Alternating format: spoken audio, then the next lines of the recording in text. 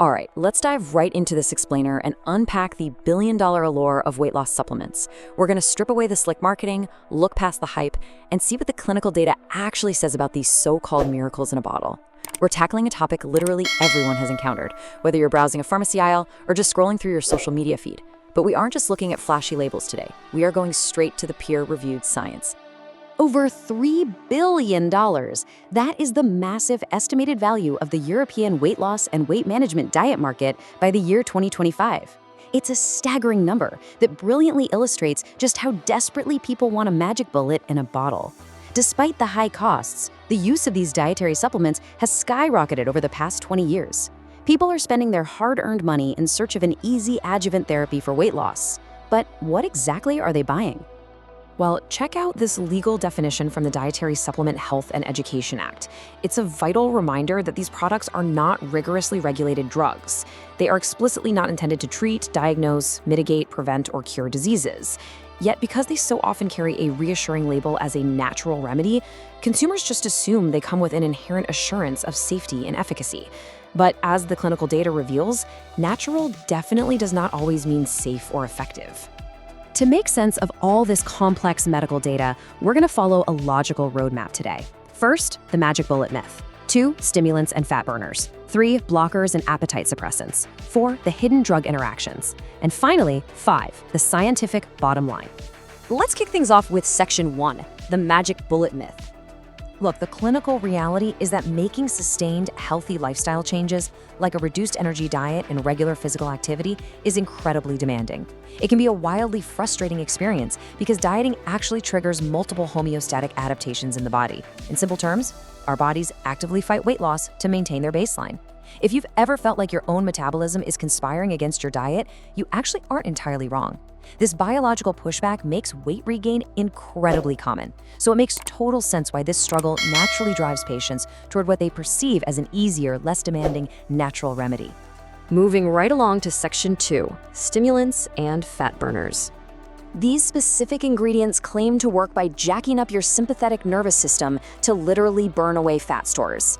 They rely on 2 main biological processes: thermogenesis, which cranks up your energy expenditure and heat production, and lipolysis, which is the actual breakdown of fats. For example, bitter orange contains a compound called P-synephrine, which acts as a stimulant to suppress appetite and increase this whole fat-burning process. Caffeine does something very similar by inhibiting certain receptors to activate your central nervous system. But here's the catch, and it's a huge one. There is a massive gap between an animal model and human reality. In laboratory mice, bitter orange successfully promotes lipolysis by acting on specific beta receptors, giving thermogenesis a nice boost. It looks amazing on paper. But when we look at clinical trials involving actual human beings, the evidence completely falls apart. The studies are often super convoluted because these extracts are mixed with a dozen other ingredients. Ultimately, there just isn't enough clear-cut scientific evidence to recommend bitter orange as an effective adjuvant for human weight loss. What melts fat in a lab mouse often fails entirely in the human body. All right, let's jump into section 3, blockers and appetite suppressants. Let's look at the cellular mechanics of how these are supposed to function. Take Garcinia cambogia. Its active ingredient is known as HCA, or hydroxycitric acid. Theoretically, it works down at the microscopic level through enzyme inhibition. Basically, HCA acts as a competitive inhibitor of an enzyme called ATP citrate lyase. By blocking the specific biological catalyst, Garcinia theoretically prevents the biosynthesis of fatty acids and cholesterol. Simply put, it supposedly stops your body from converting starches into stored fat. But once again, we hit a massive disconnect. In developing male Zucker obese rats, dietary supplementation with HCA showed a really significant suppression of fat accumulation. It worked wondrous for the rats, but when researchers conducted rigorous randomized controlled trials on humans, the results were highly controversial and completely inconclusive. In fact, some human studies showed absolutely no significant differences between the supplement group and the placebo group. The translation from a really promising animal model to actual human efficacy just isn't there in the rigorous clinical data. Which brings us to section 4, and this is crucial: the hidden drug interactions.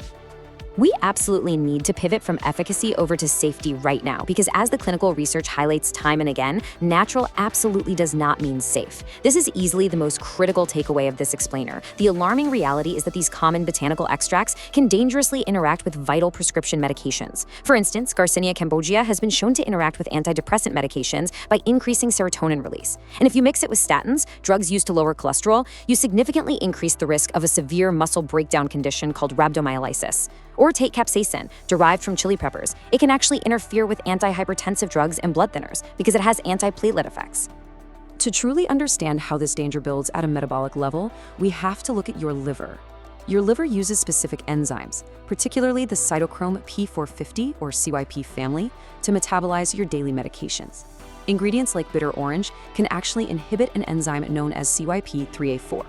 When you inhibit this enzyme, your liver literally cannot process drugs properly. This can lead to toxic blood levels of certain immunosuppressants or antiretroviral medications.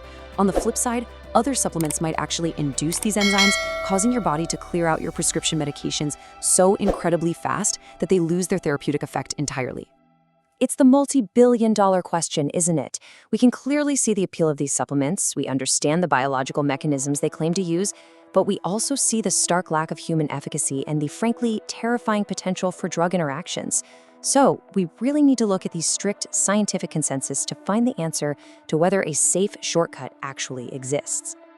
Let's wrap things up with Section 5, the scientific bottom line.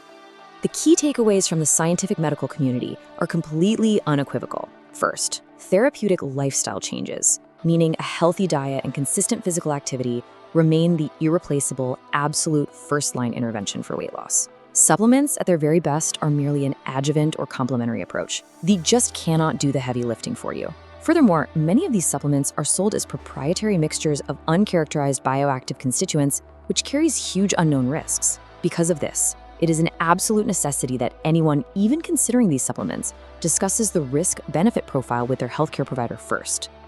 The simple truth is that the current market desperately lacks the rigorous proof necessary to validate the safety and success of these so-called magic bullets. The scientific consensus is loud and clear. We urgently need robust, randomized, placebo-controlled studies. Until we actually have clear-cut scientific evidence of their efficacy, their potential side effects, and their drug interactions in clinical practice, the use of these weight loss dietary supplements remains highly inconclusive. Just because a supplement is marketed as natural certainly doesn't mean it isn't powerfully bioactive. So I'll leave you with this final thought to chew on. If an over-the-counter extract is potent enough to alter your heart rate through your sympathetic nervous system and hijack your liver enzymes to the point of disrupting your prescription medications, is it really a shortcut worth taking without a doctor's strict guidance? Thanks for joining me on this explainer today. Keep questioning those labels and always keep looking at the science.